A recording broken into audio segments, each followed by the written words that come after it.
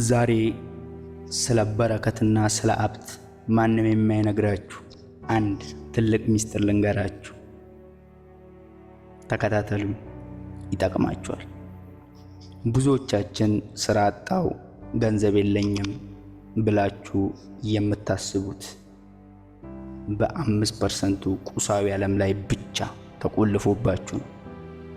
ነገር ግን መጽሐፍ ቅዱስና ታላላቅ ጥበበኞች የሚጠቀሙበት የ95% ረቂቅ ዓለም ሚስጥር አለ።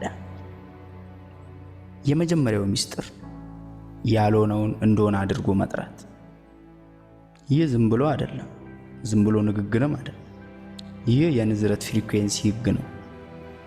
መጽሐፍ ቅዱስ በሮሜ 4:17 ላይ እንደሚለው ፈጣሪ የሌለው እንዳለ አድርጎ መጥራት ነው።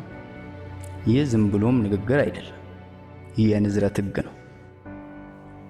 እና ቤተሰቦቼ እኔ በጣም የጠቀመኝ በጣም የተጠቀምኩበት መንገድ ስለሆነ ነው የማካፍላችሁ። ከዚህ በፊት በቲክቶክ በጽሁፍ ብዙ አጋርቻለሁ። ጠቃሚ የነ ኒኮላ ቴስላ ቀመር ሳይቀር የተለያዩ ዓለም ላይ የተለወጡ ትላልቅ ሰዎች የተጠቀሙበትን መንገድ በቲክቶክ በጽሁፍ አቅርቤ ብዙዎቻችሁ ወዳችሁት እናመሰግናለን። ከዚህ በተሻለ ተንትንልን ያልተረዳነው መንገድ አለ ስትሉኝ በድምጽ እንዲህ ተንትን አድርጌ ለማቅረብ በዩቲዩብ እየሰራው ነውና እናንተ ደግሞ ሰብስክራይብ ላይክ በማድረግ ቤተሰብ ይሁኑ፣ ይጠቀሙበት። እና ወደ ጉዳይ ስገባ በሮሜ 4:17 ላይ እንደሚለው ፈጣሪ የሌለውን እንዳለ አድርጎ ይጠራል። አንተም በረከት እንዲመጣል ከፈለክ ገና ኪስ ሳይሞላ እኔ የተባረኩ ነኝ ብለህ በ95% ዓለም ውስጥ ማወጅ አለብህ። ሁለተኛው ሚስጥር የመክሊት ህግ ነው። መክሊት ማለት እጅ ላይ ያለው ገንዘብ ሳይሆን በውስጥ ያለው አቅም ነው። ያ አንድ መክሊት የተሰጠው ሰው ለምን ተቀጣ? ስለፈራና ስለቀበረው ብቻ ነው። ማትሪክሱም እንዲህ ነው የሚሰራው። ምንም የለም ብሎ ያስፈራራል። አንተም ስትፈራ ያለን ጥቂት አቅም መክሊትን ትቀብራል። ያኔ ከሌለው ላይ ያው ያለው እንኳን ይወሰድበታል የሚለው ህግ በአንተ ላይ ይፈጸማል።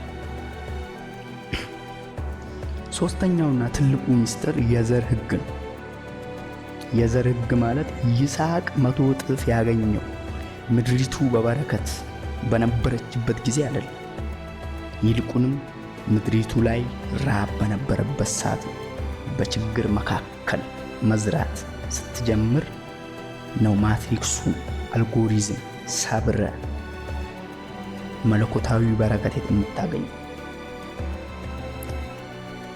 ስለዚህ ወንድሜ ሆይ መረብን እንደ ጴጥሮስ ወደ ጥልቁ ጣል። ሰለሞን ሀብታም ከመሆኑ በፊት ጥበብን የፈለገው። አንተም አሁን ካለበት ባዶነት ውስጥ ሆነ ተመስገን ብለህ ጥበብን ምስጋና መዝራት ጀምር። በ9ኛው ሰዓት ተፈጸመ እንደሚለው ያ በረከት ስጋ ለብሶ እጅ ላይ ይገባል። ይህ ሚስጥር ተረድተ መክሊትን ከመቅበር እንድትወጣ ነው ይህን የምነግር።